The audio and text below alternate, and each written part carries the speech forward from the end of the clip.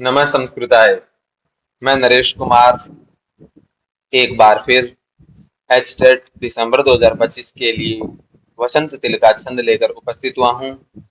इसी छंद की श्रृंखला में हमने इससे पहले 5 छंदों को पढ़ लिया है, जिसमें वंशस्थ छंद है और द्रुत विलंबित, ये 12-12 अक्षरों वाले, और इसके बाद आज 14 अक्षरों वाला वसंत तिल का छंद। ठीक है, तो वसंत तिल का छंद का परिचय है। सबसे पहले परिचय वसंत तिल का। वसंत तिल का छंदस्य प्रत्येक चरणे चतुर्दश अक्षराणि भवन्ति। चतुर्षु चरणेषु संपूर्ण 14 चौक 56 अक्षराणि भवन्ति। ठीक है, यानी छंद के प्रत्येक चरण में, वसंत तिल का छंद के प्रत्येक चरण में 14 अक्षर होते हैं। ठीक है, यानी प्रत्येक छंद, छंदबद्ध जो भी काव्य होता है उसमें प्रत्येक श्लोक में 4 चरण होते हैं मुख्य। ठीक है, तो चारों चरणों में छंदों की संख्या है वो होती है। ठीक है, तो वसंत तिल का जो छंद है, उस छंद के प्रत्येक चरण में 14-14 अक्षर होंगे।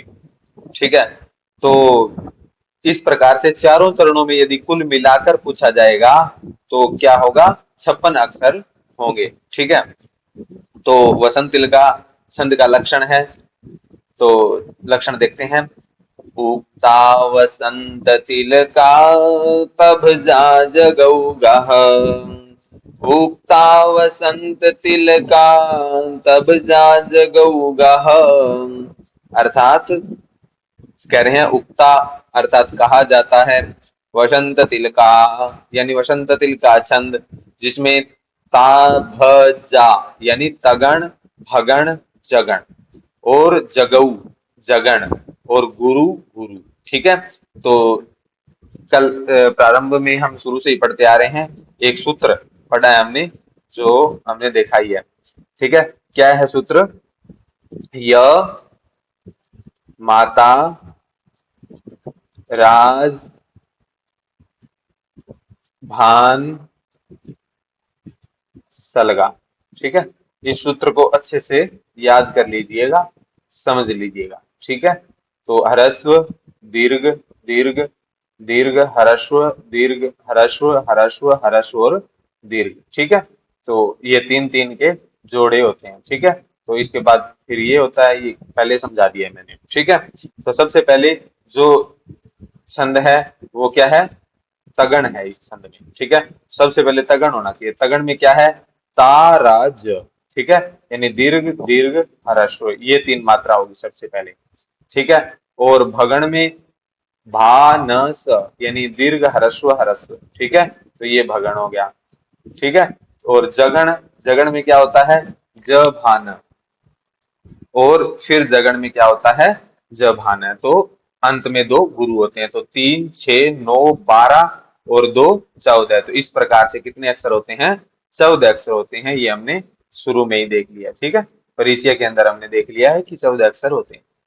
ठीक है, तो अब एक उदाहरण के रूप साथ हम देखते हैं।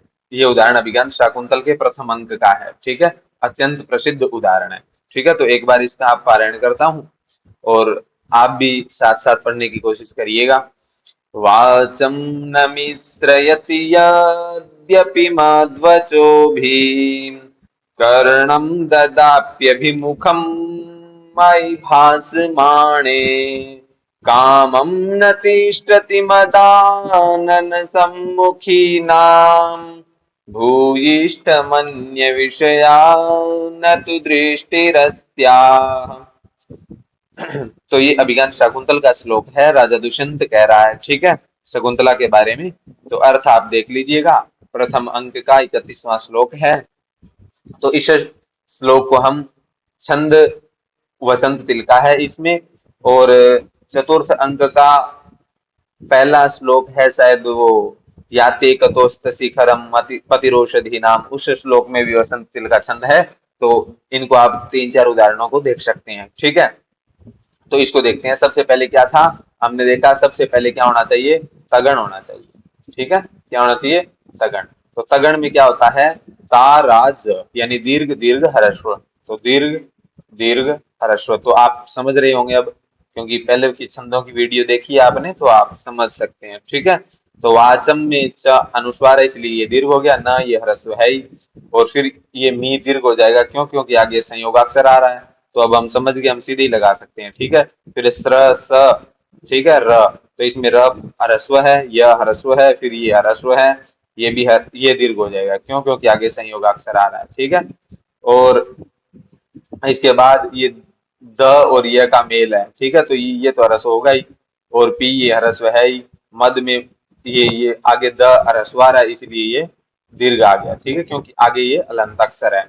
इसके बाद ये ह्रस्व होगा, और फिर ये दीर्घ होगा, और ये दीर्घ होगा। ठीक है, तो देखते हैं। सबसे पहले तगण, ताराज, फिर जगण, ज, भगण, भा, और नैसा। ठीक है, तो पहला दीर्घ, फिर दो ह्रस्व। ठीक है, इसके पश्चात फिर दोबारा क्या आएगा? जगण, जगण ज भा न। ठीक है, फिर अंत में क्या आएगा?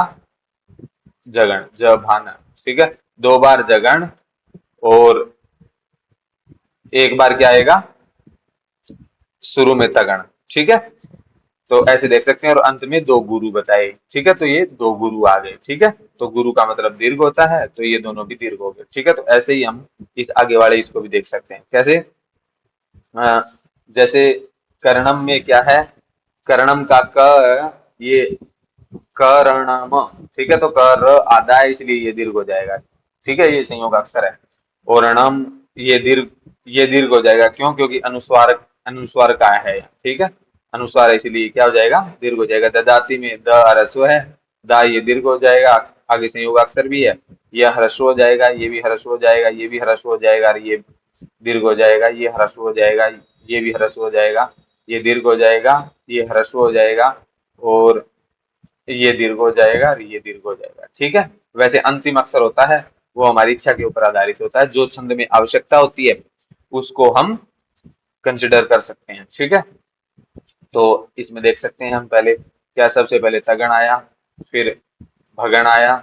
ठीक है, और उसके बाद फिर जगण आया, और फिर दोबारा क्या आया? फिर जगण आया, और अंत में दो गुरु आए। ठीक है, तो ऐसे ही दूसरी पंक्ति में, और ऐसे ही तीसरी पंक्ति में भी घटा सकते हैं, और चौथी पंक्ति में भी घटा सकते हैं। तो आप एक दो श्लोकों का ऐसे घटाकर देख लें। ठीक है, और यहाँ पर क्या है? यति विराम के लिए बताया गया है, अत्र पादांते यति विराम अस्ति। ठीक है, कि यहाँ पाद के अंत में क्या है? यति या विराम होता है। ठीक है, यानी पाद के अंत में। तो 14 अक्षर होंगे, इसको देख सकते हो। 1 2 3 4 5 6 7 8 9 10 11 12 13 14। ठीक है, और इसमें भी देख सकते हो 1 2 3 4 5 6 7 8 9 10 11 12 13 14। ठीक है, बस इतनी बात ध्यान रखनी है। जो संयोग अक्षर है उस अक्षर को थोड़ा सा क्या करना है, उस अक्षर का थोड़ा पहले वाले के साथ उसकी गणना की जानी चाहिए। ठीक है, पहले वाले अक्षर के साथ क्या होनी चाहिए? गणना की जानी चाहिए। तो एक बार हम इसका पारायण कर लेते हैं, और आप भी साथ साथ थोड़ा पारायण करें। उक्ता वसंत तिलका तब जा जगौ गह। तो ये श्लोक का वाचम नमिस्त्रयति यद्यपि मद्वचो भी कर्णं ददाप्यभिमुखं मयि भाषमाणे कामं न तिष्ठति मदानन सम्मुखीनां भूयिष्ठमन्य विषया न तु दृष्टिरस्याः। तो उक्ता वसंत तिलका तब जा जगौगा वाचम न मिश्रयति यद्यपि मध्वचो भी। तो बिल्कुल सेम है, आप देख सकते हैं, और इसमें भी घटता है। ठीक है, सबसे पहले देख सकते हैं, चले एक समझ लेते हैं। जैसे इसके अंदर ये उ आगे संयोग अक्षर आ रहा है, तो ये दीर्घ है, और ता ये दीर्घ है, वह ह्रस्व है, स दीर्घ होगा क्योंकि आगे संयोग अक्षर आ रहा है। ये ह्रस्व होगा, ये भी ह्रस्व होगा, ह्रस्व होगा, ये दीर्घ होगा, ये ह्रस्व होगा, ये ह्रस्व होगा, ये दीर्घ होगा, ये ह्रस्व होगा, और अंत में ये दोनों क्या होंगे? ये दीर्घ और ये दीर्घ। ठीक है, ये ह्रस्व होगा। तो आप देख सकते हैं सबसे पहले तगण है, ताराज, इसके बाद बानस, और फिर क्या, जगण ज भान और ज भान और अंत में दो गुरु। तो ये वृत रत्नाकर एक छंद की पुस्तक है, तो उससे ये लिया गया है, ठीक है, उससे ये लक्षण लिया गया है, ठीक है। तो आप इनको अच्छे से देख सकते हैं और इनका पारायण किया करें, और इससे आप सवाल लगभग सही हो जाएंगे, कोई दिक्कत वाली बात नहीं है।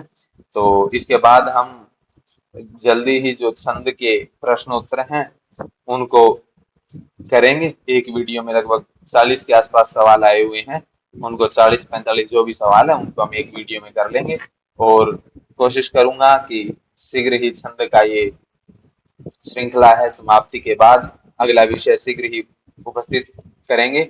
और आप सब अपने मित्रों तक हमारे इस छोटे से प्रयास को पहुंचाने का कष्ट करें, और शीघ्र ही हम एक नए विषय के साथ उपस्थित होंगे।